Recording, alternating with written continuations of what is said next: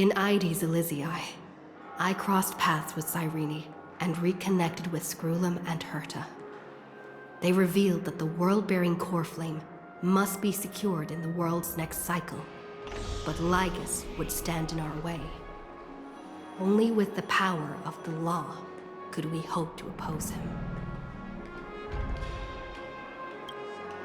We returned to the era of the first Flame Chase journey, where we met the Flame Chase heroes of old, including the Monarch Saridra, the Chrysos heir of law, and Hycelens, the Chrysos heir of the ocean who served her. To ignite law, we needed to overcome Fagusa, who had sealed the vortex. However, we discovered at the rallying feast before the battle that Lygus had already forged a pact with the reigning Saridra. During our clash, I was cast out of this world, and Saridra broke her alliance with Lygus. Guided by Herta's hints, I obtained the Garden of Recollection's aid and left Lygus's cage. Within the path space, a mysterious guest bearing the likeness of March 7th, Evernight, appeared with the world-bearing core flame and sent me back to Amphorius. While I was away, 1,000 years had passed in Amphorius. Amidst the desolation of Akma, Cyrene left behind memories of a long war between the Chrysos heirs and Lygus. Their sacrifices laid the groundwork for my return, and with it, the Era Nova. In the illusions of Styxia, the tales of Hycelens and the first Flame Chase journey were unveiled to me. Hycelens, who had been waiting in the ocean's depths, led me to the vortex. There, Lygus emerged, revealing his true identity. Genius Society number 1, Xandar. Hycelens and I couldn't stand against Xandar alone, but the geniuses and Cyrene acted just in time, wielding the power of the Remembrance to drive him back. I successfully reversed the course of the Era Nova, delaying the birth of Iron Tomb. However, another force now seems to be stirring.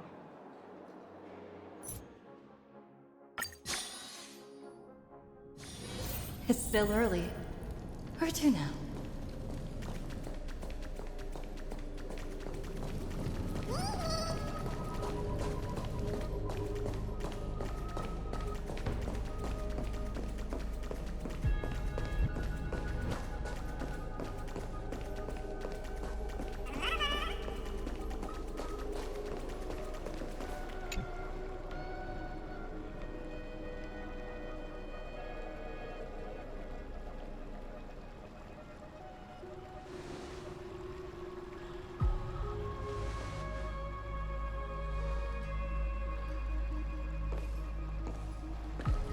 I'm finally here. Once I return this core flame and become the world-bearing demigod, the cycles of Amphorius' tragedy can finally end. This Era Nova will be the arena for the final battle with Iron Tomb. But I still feel like something's not right. Even though this cycle has no demigod of time, time has always stood on humanity's side. Then, with this core flame blessed by the Remembrance, respond to their hopes and blaze a trail to the future. Weird. No one ever mentioned this. The core flame of time.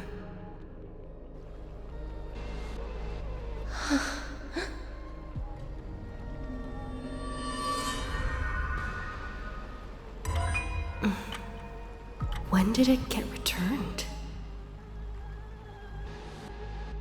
You used Memoria to resist me. But did you not consider the possibility that The Remembrance and their children might have taken this opportunity to join the fray as well. Are you saying the Garden of Recollection is also getting involved in this unsavory mess? Then I welcome them. If the Memo Keepers can disrupt your little experiment of destruction, I'll give them a standing ovation. But you know deep down that they can't. In fact, the Memo Snatchers will be more of a hindrance to you. The Memo Keepers covet Amphorius's secrets, just as they covet the knowledge of every genius.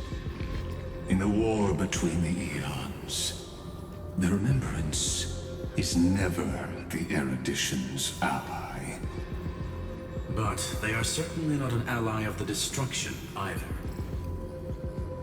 Right now, following behind the Trailblaze, numerous cosmic powers have cast their sights on Amphorius. They all have vastly different philosophies, but the desire to survive will unite them against a common enemy. How can you be certain that these powers don't have their own end goals, waiting to seize an advantage in the war among the eons? The war has long begun, Screw'em. Four paths will push the cosmos to its end, and the destruction is only one of them. Polka saw these ripples, but had no way of stopping them. So she found in Device 9. Dr. Primitive also took action, but he chose the wrong allies. And now only wild animals keep him company. As for the two inorganic emperors, they could have ascended to the throne of destruction, but they were thwarted by the Eon's plots and became prisoners of the erudition instead. What's interesting is, while the second emperor had a body made of flesh and blood, he considered himself an inorganic being. Guess who was the one who influenced his thinking? We have no interest in chatting about the past with you. Logic, you are stalling, which means you feel trapped.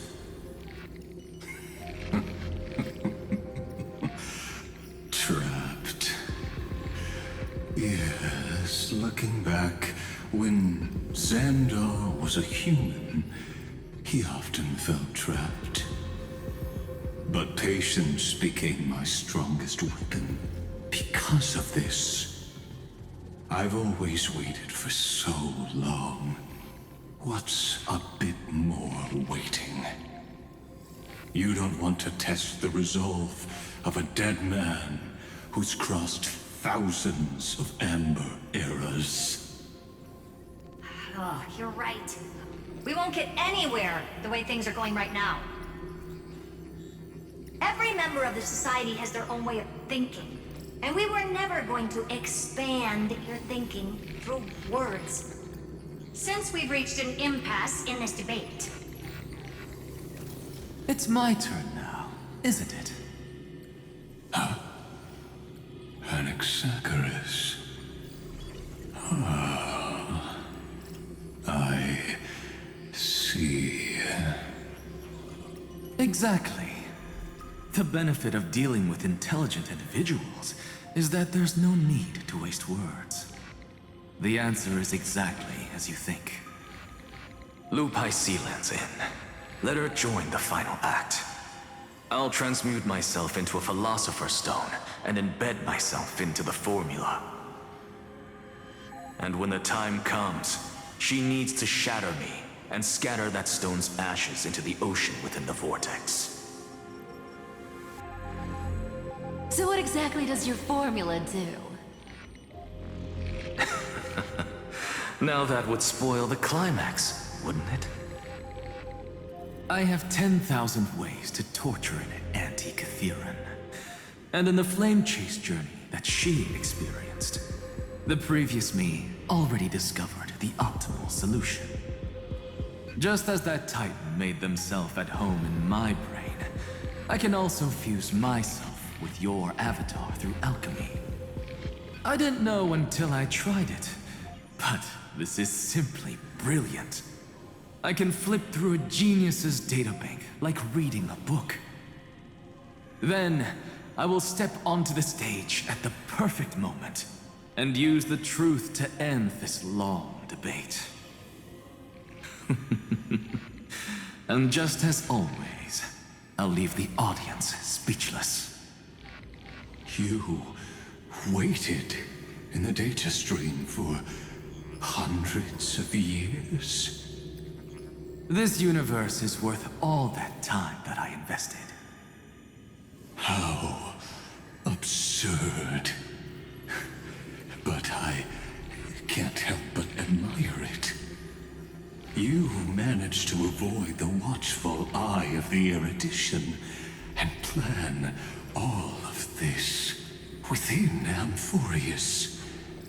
It seems that there was a slight oversight in my assessment of the experiment. Perhaps there was more than just one oversight. More than just one? I underestimated the Remembrance's methods. A third party is about to join our discussion. Still haven't noticed it. In the past few moments, we've all forgotten something, haven't we? Miss Cyrene disappeared. I thought no one would notice me if I just waited at a corner of the memory zone. But I see that wasn't enough to fool you, my dear.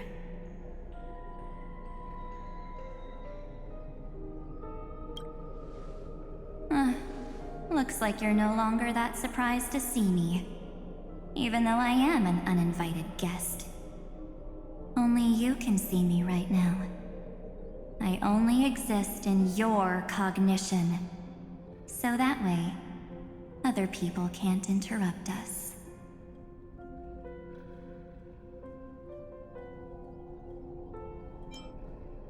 She's nowhere. It looks like you still aren't prepared for the worst. Your friend March 7th is no more.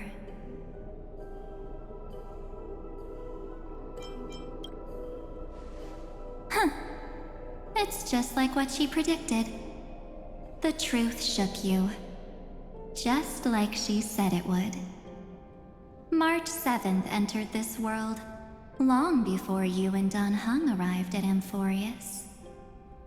She embraced the path of remembrance to save you two, and burned away like a lone candle in the fog.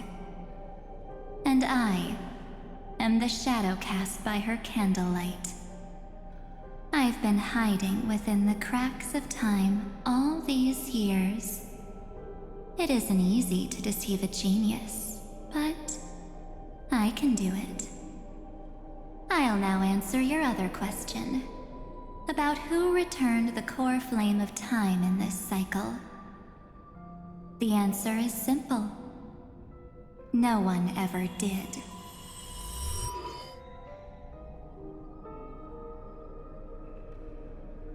I believe someone as sharp as you would definitely figure out that something's wrong. When the Era Nova fails to proceed, you will remember our initial meeting, and I'll be able to open the way for the remembrance and reach this place. Thank you for carrying this core flame all the way to the end of the world. I I expected nothing less from March 7th's trusted friend. And now, I shall claim the divine authority of time.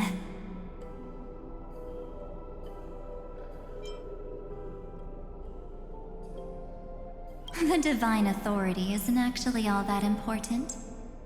What's important is that I will use it to participate in the inner workings of this world. You already have a good idea of what the Aeronova does, right? It initiates extrapolations for the next cycle, based on the World-Bearer's memories. This immutable experimental mechanism is the key to the genius's resistance against Iron Tomb. And now, I'll be lending it just a touch more help.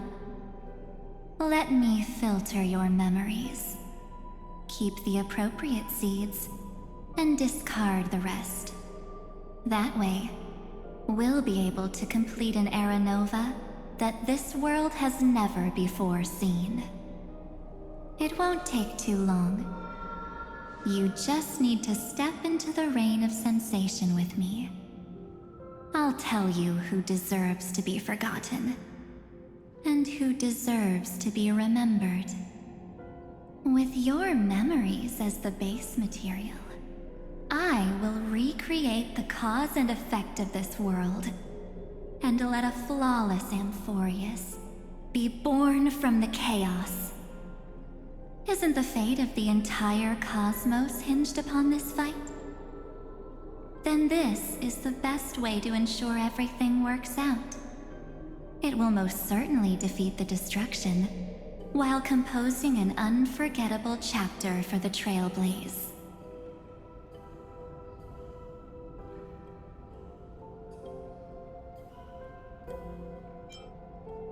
Mere mortals, flawed individuals, failed heroes. People like them cannot nurture the world, and would only become memory impurities. Yet being forgotten is the normal state of life.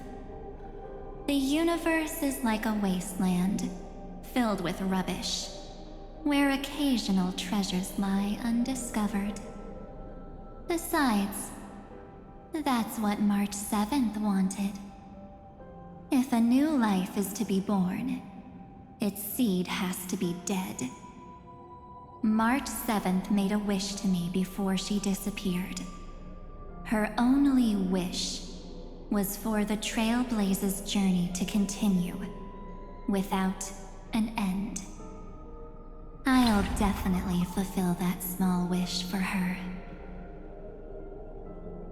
Friend, what's going on? Your consciousness suddenly went so far away. I promise you that the Astral Express crew will definitely see each other again in that new world. So come, dear. Sink into the sea of oblivion and become my guest. So much time. Just the two of us. And guess what? You cannot refuse my invitation. Because this Memoria Tide comes from your companion, March 7th. It's her deepest and innermost memory.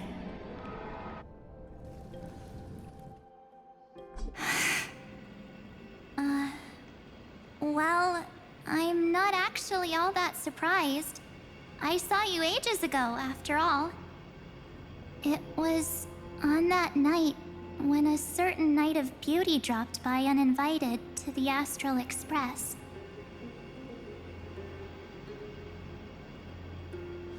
That was when you showed up, without even saying anything.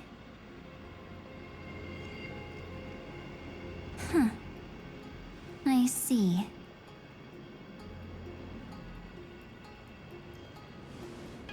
Then, do you still remember how long it has been since you entered Amphorius? That's gonna be tough to answer. 97 days. You walked every inch of this world in 97 days. But unfortunately, no one was able to see you. And you weren't able to interact with anyone. Like how the Memo Keepers renounce their flesh and turn into mimetic entities. You are now a ghost. A being. Unperceived by all. But I can't just do nothing. This world is super terrifying. She and Don Hung have already set off. The Astral Express could appear on the horizon any second now.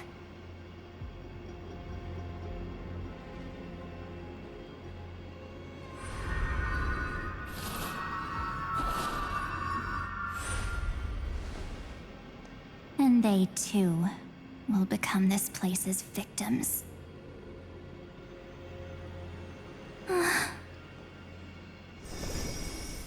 For ages, I've watched people walk through that door.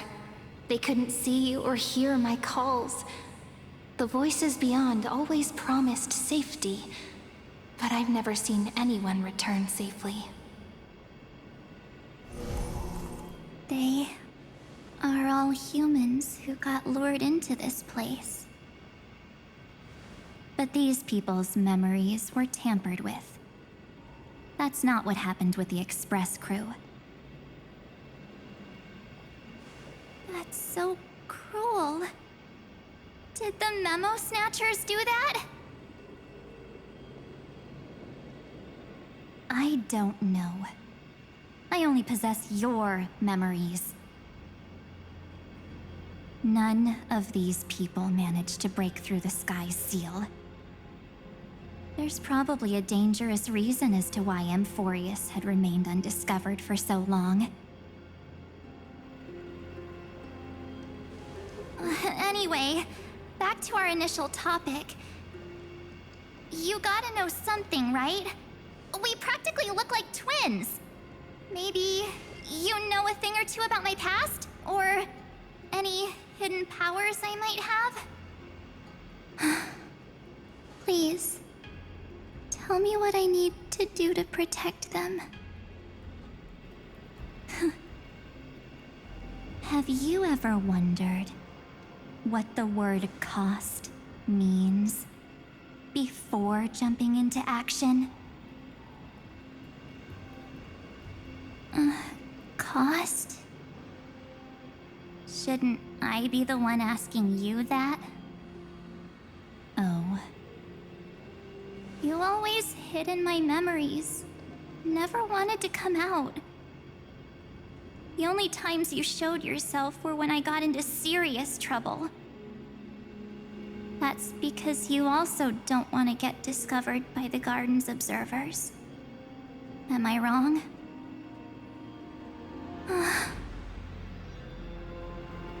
There's no one here except us. If you help me, then I'll help you.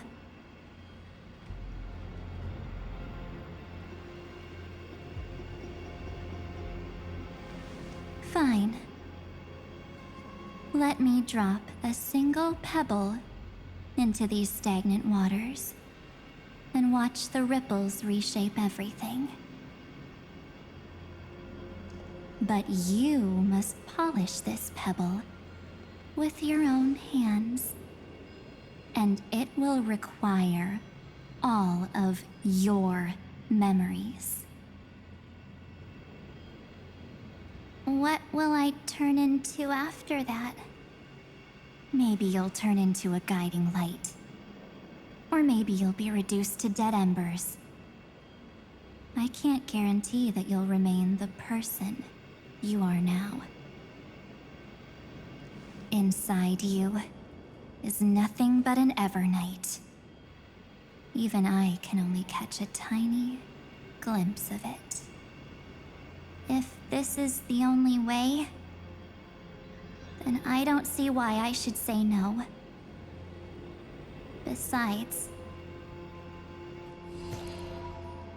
the mastermind behind the show is about to find us.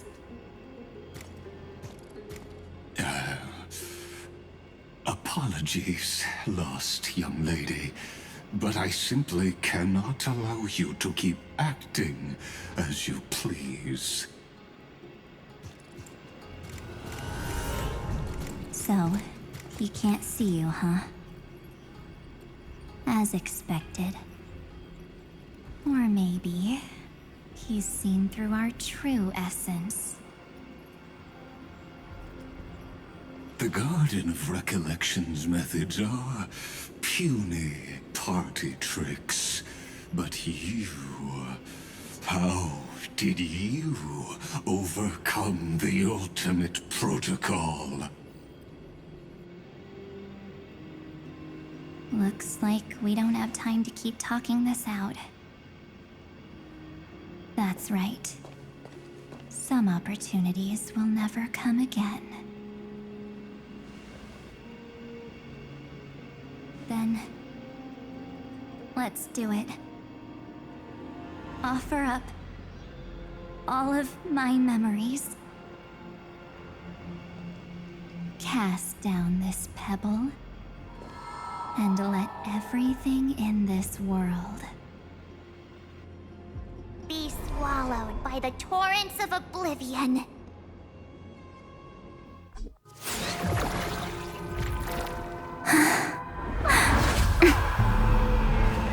I promise you, what was frozen was alive.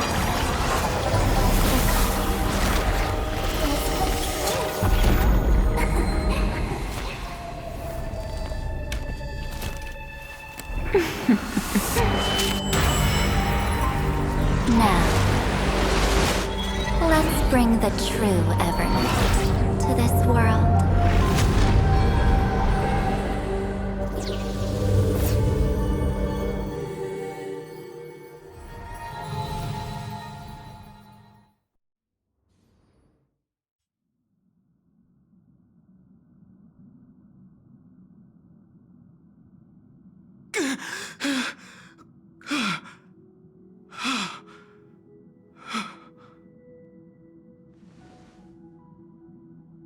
Is this... the parlor car? Am I back already?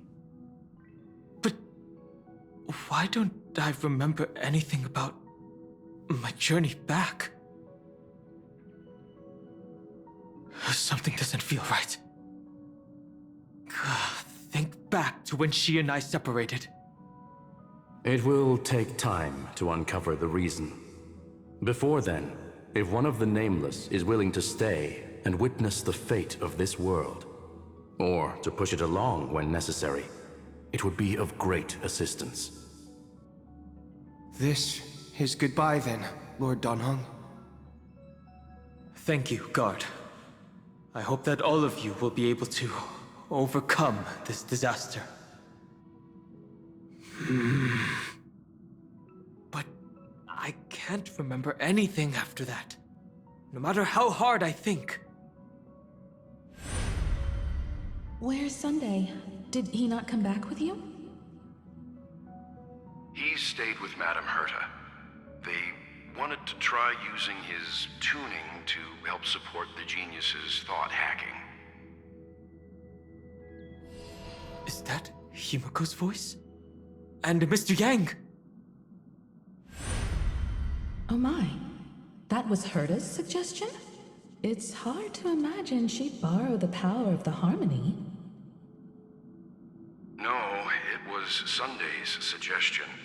Herta initially refused. But she changed her mind after Xandar's identity was revealed.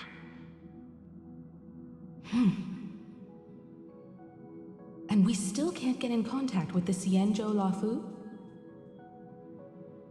I'm still trying, but this place is outside the interastral peace communications coverage zone, so there's a limit to what we can do. What about Aventurine's chip, the mini transmitter. Surely it can get through to the IPC's lines. Himiko, are you all right? I've never seen you this anxious before. I'm... all right. I'm probably just tired. Let's focus our energy on the kids. Now's not the time for distractions. Right. Unfortunately, I left that chip in the dreamscape when we departed Penacony.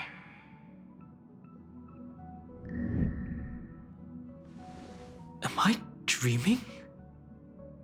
The parlor car feels so... strange. Are the voices coming from the passenger cabin?